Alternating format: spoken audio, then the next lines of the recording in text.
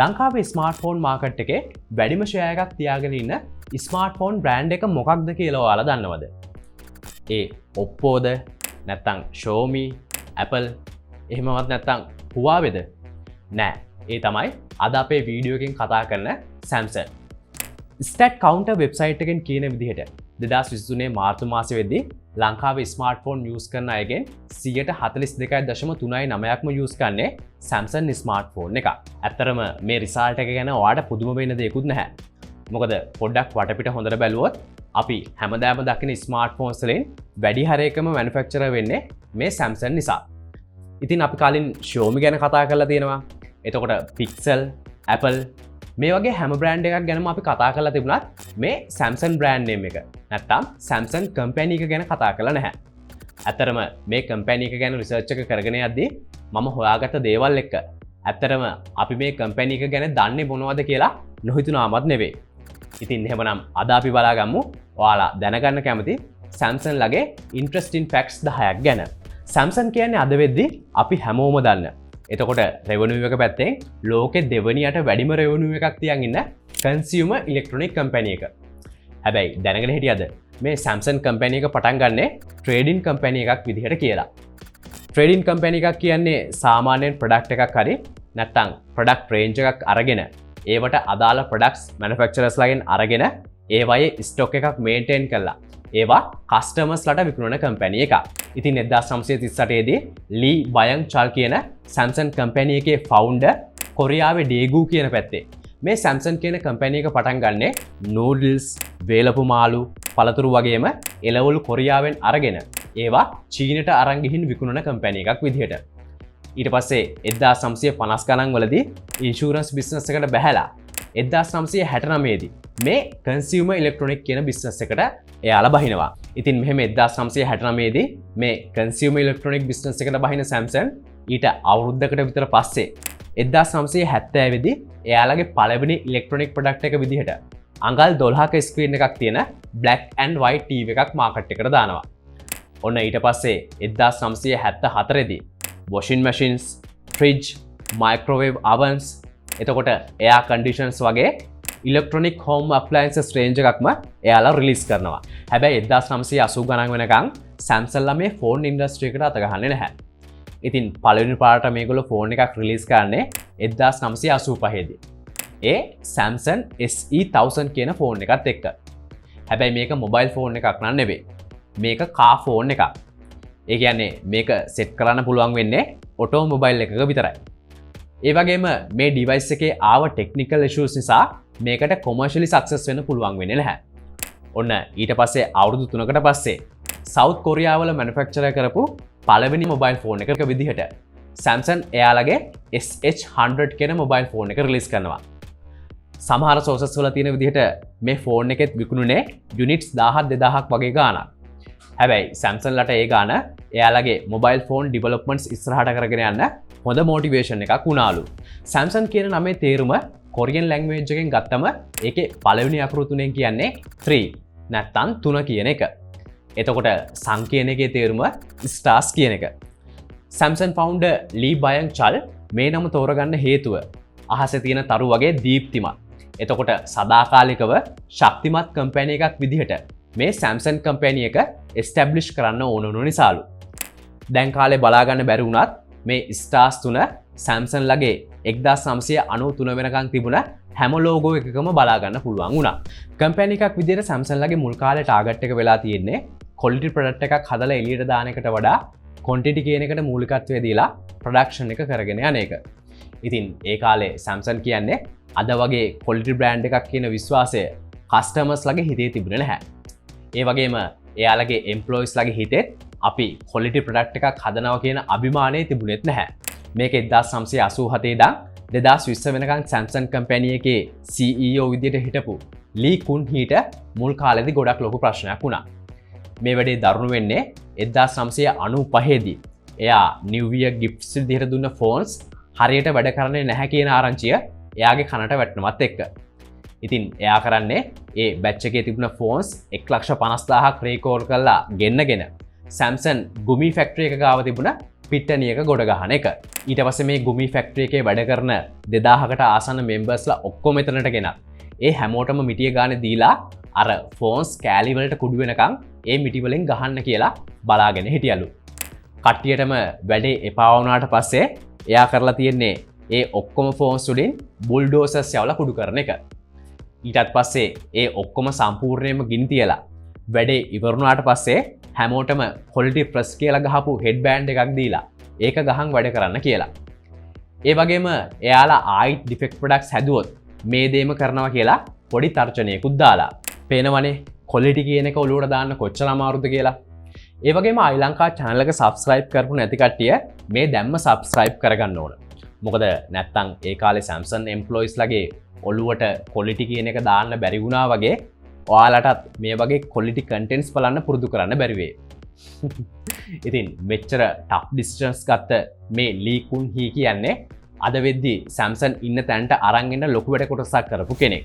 ඉතින් නොහොම ගිහින් Samsung එයාලගේ පළවෙනි ස්මාර්ට්ෆෝන් එක විදිහට Samsung Galaxy කියන ස්මාර්ට්ෆෝන් එක 2009 දී රිලීස් කරනවා. ඊට පස්සේ පිළිවෙලට 2010 දී Galaxy S, එතකොට 2011 දී Galaxy S2 විදිහට එයාලගේ ප්‍රීමියම් ස්මාර්ට්ෆෝන්ස් රිලීස් කරලා 2012 දී එයාලගේ සේල්ස් වල ටර්නින් පොයින්ට් එකක් විදිහට කියන්න පුළුවන් Galaxy S3 series එක රිලීස් කරනවා. වාර්තාවල තියෙන විදිහට Samsung මේ S3 series එකේ ස්මාර්ට්ෆෝන්ස් මිලියන 70ක් විතර සෙල් කරලා තියෙනවා. ඒ වගේම එක කාලෙකදී විනාඩියකට මේ S3 series එකේ යුනිට්ස් 500කට ආසන්න වෙන විදිහට විකුණුනාලු. හැබැයි මේ මිලියන 70 රෙකෝඩ් එක S3 එකට පස්සේ ආව S4 series එක කඩලා දානවා. දැනට වැඩියෙන්ම විකුණන Samsung ස්මාර්ට්ෆෝන් එක විදිහට තියෙන මේ S4 එකේ විකුණන devices ගාන මිලියන 80ක්. ඉතින් මෙහෙම වාර්තා පිට වාර්තා තිව්ව Samsung mobile division එකේ ක්වාටර් එකකදී වැඩිම revenue එක විදිහට රෙකෝඩ් වෙන්නේ Korean won ට්‍රිලියන 77.78ක් රෙකෝඩ් වුණ 2022 Q1 එක. මේක ඩොලර් වලින් ගත්තොත් ඒ ගාන ඩොලර් බිලියන 60කට ආසන්නයි. මං හිතන්නේ ලංකාවේ ඔක්කොම ණය ගත්තත් තියෙන්නේ මේ ගානද කොහෙද? කොහොම හරි මේ ගානෙන් එයාලගේ ප්‍රොෆිට් එක විදිහට තියෙන්නේ won ට්‍රිලියන 14.12. ඒ කියන්නේ ඒ ගාන ඩොලර් වලින් ගත්තොත් ඩොලර් බිලියන 10.9ක් වගේ ගානක්. ඒ ගාන 2021 දී එයාලගේ ප්‍රොෆිට් එක විදිහට ලැබුණ ගානත් එක්ක බලනකොට 151ක වැඩිවීමක්. ඒ වගේම අද වෙද්දී බිලියන 1කට වැඩි ඇක්ටිව් Samsung phones ලෝකේ පුරා ඉන්න Samsung users ලා use කරනවා. දැන් මේ වෙනකම් මම කතා කරේ එතකොට අපි ගොඩක් දෙනා වැඩියෙන් දන්නේ Samsung ලගේ consumer electronic division එක ගැන විතරයිනේ. හැබැයි Samsung group එක කියන්නේ අද වෙද්දී එකිනෙකට වෙනස් businesses 80කට වඩා handle කරන company එකක්.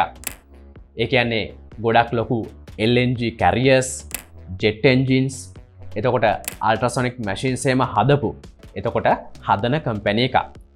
ඒ විතරක් නෙවෙයි දැනට ලෝකේ උසම ඒ කියන්නේ හදලා ඉවර කරලා තියෙන උසම බිල්ඩින් එක විදිහට තියෙන Burj Khalifa බිල්ඩින් එක හදලා තින්නේ මේ Samsung group එකේ company එකක් විදිහට තියෙන Samsung Construction and Trading Company එක. ඒ වගේම Samsung ලට එයාලගෙම කියලා war machines හදන එතකොට weapons හදන division එකකුත් තියෙනවා. මේ division එක ගැන පොඩි උදාහරණයක් කිව්වොත් එයාලා හදන මේ K9 Thunder කියන ටැංක් එක වගේම ඒකේ ඊළඟ version එක විදිහට තියෙන K9-1 කියන යුද්ධ ටැංකිය අද වෙද්දී දකුණු කොරියාවේ වගේම ෆින්ලන්තය, නෝර්වේ, එතකොට අපේ අසල්වැසියා ඉන්දියාවේ හමුදාවත් යූස් කරනවා. දකුණු කොරියාව කියන්නේ අද වෙද්දී ලෝකේ ගොඩක් දියුණු ආර්ථිකයක් තියෙන රටක්නේ. ඒක කොච්චර ලොකුයිද කියලා කියනවා නම් අද වෙද්දී එයාලා ඉන්නේ ලෝකේ ලොකුම ආර්ථිකයක් තියෙන රටවල් වලින් 10 වෙනි තැන.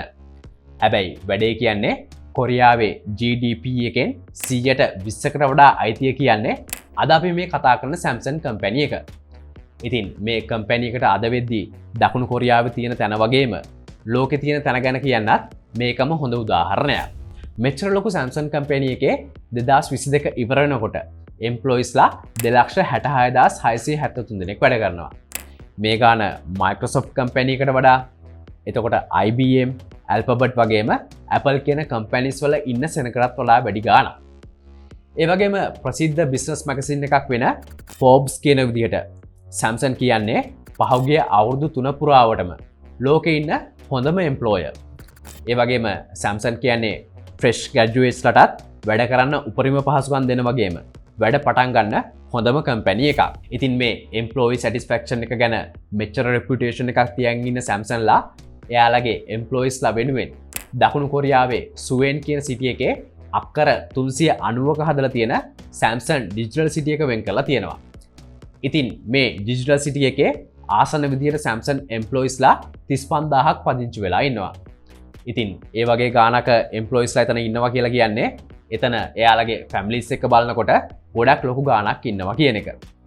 ඉතින් මේ Digital City එකේ employees ලාට දෙන facilities ගැන පොඩ්ඩක් කතා කරනකොට මෙතන ඉන්න හැමෝටම healthcare facilities unlimited free ගන්න පුළුවන්. ඒ වගේම එක එක ජාතියේ menus 92කින් හැදුන meals 72000ක් විතර එක දවසකට මෙතනින් free දෙනවා. තව මේ employees ලා 35000 අතර ඉන්න 900කට ආසන්න එයාලගේ ළමයි බලා ගන්න 150කට ආසන්න ටීචර්ස් ලා සෙට් එකක් මෙතන වැඩ කරනවා.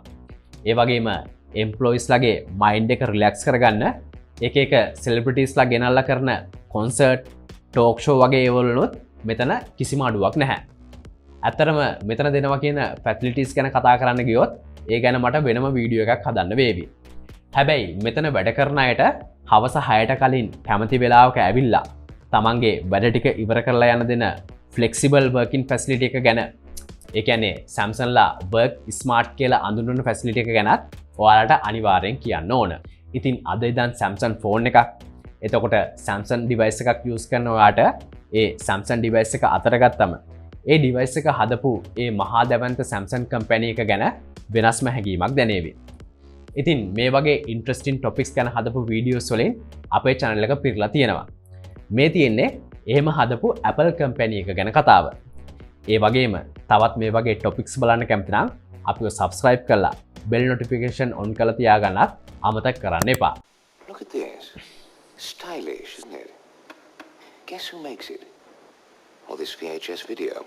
Lots of functions. Any ideas? This microwave.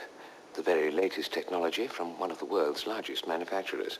Like this radio cassette. They all carry the same name, but it's not one of the ones you're thinking of. Look. Samsung. Samsung. Samsung. Samsung. Samsung. You pay for our product, not our name.